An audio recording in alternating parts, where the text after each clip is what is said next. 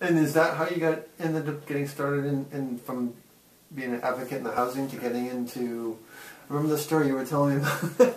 It was funny the other night. We were talking about, some of the folks would spend a lot of money on going to Dunkin' Donuts and getting coffee. Yeah. So you got them a coffee machine, and then they'd... That was really later on. Yeah. After I progressed, I went to work for Community Care Services, and I went to work as a housing advocate. Yeah. And my job was to procure housing stock. Right. And my counterparts on the other side would direct them and get these places rented to them and move them in. But I started moving up in the organization, and I worked my way up to assistant program director. We had 20, 22 people from New Bedford to here, and that's when I really got involved. I got involved with the shelter in Attleboro that the company ran, and I had direct contact with homeless individuals. And it was a real challenge for me because a lot of them were young single moms.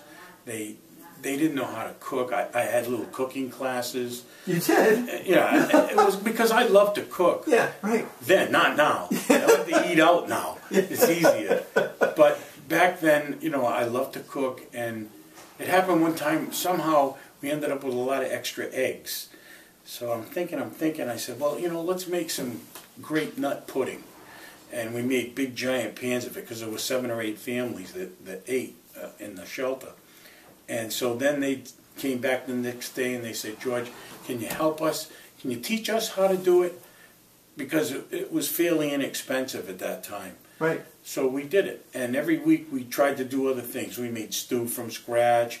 We did, roast beef dinners. We tried to do everything like that. Talk about a blend of your experience. Yeah. It worked, though. It came in handy. Absolutely. Especially, we used to plan meals.